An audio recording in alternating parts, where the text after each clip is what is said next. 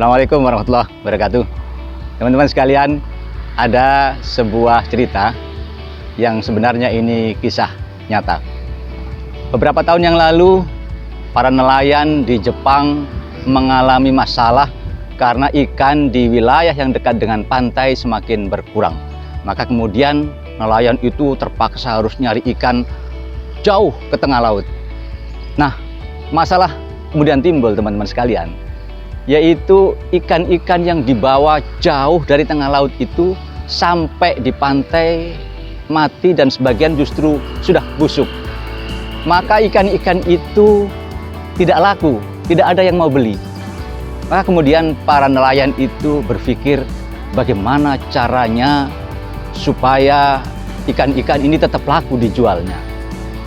Mereka kemudian membawa freezer di perahu di kapal mereka itu. Para nelayan itu kemudian membawa freezer di kapal di perahu mereka ke tengah laut. Ikan hasil tangkapan dimasukkan ke freezer. Dan memang ketika sampai di pantai ikannya tidak busuk. Tetapi rupanya para pembeli tidak suka. Mereka lebih suka makan ikan yang segar. Para nelayan itu terus berpikir, kemudian mereka akhirnya membawa seperti kolam begitu diisi air, dan ikan hasil tangkapan mereka itu kemudian ditaruh di kolam. Nah, kemudian ikan-ikan itu dibawa ke pantai. Memang benar ikan-ikan itu masih hidup, tetapi ikan-ikan itu dalam kondisi yang lemas.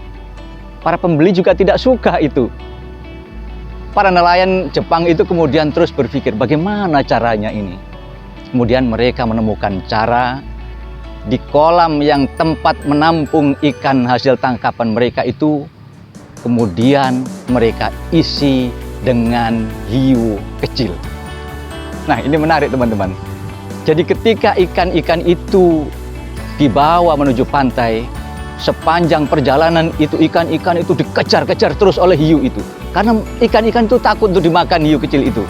Memang ada satu dua yang dimakan, tetapi mayoritas masih tidak dimakan oleh hiu itu.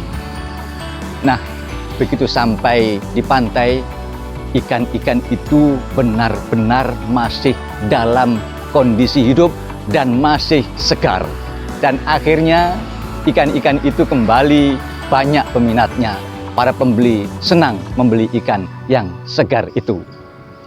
Nah, teman-teman sekalian, kisah ini memberi pelajaran bagi kita semuanya, bahwa masalah persoalan yang membuat hidup kita hari ini seperti dikejar-kejar itu sebenarnya dalam rangka untuk membuat diri kita menjadi lebih berharga. Nah, teman-teman sekalian, kalau ada di antara kita, Anda ada yang mengalami masalah hari ini, ada yang mengalami persoalan berat, tidak perlu bersedih.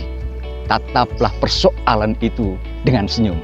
Karena itu cara Allah membuat hidup Anda di kemudian hari menjadi lebih berharga. Sampai jumpa dengan hidup yang lebih baik. Terima kasih. Assalamualaikum warahmatullahi wabarakatuh.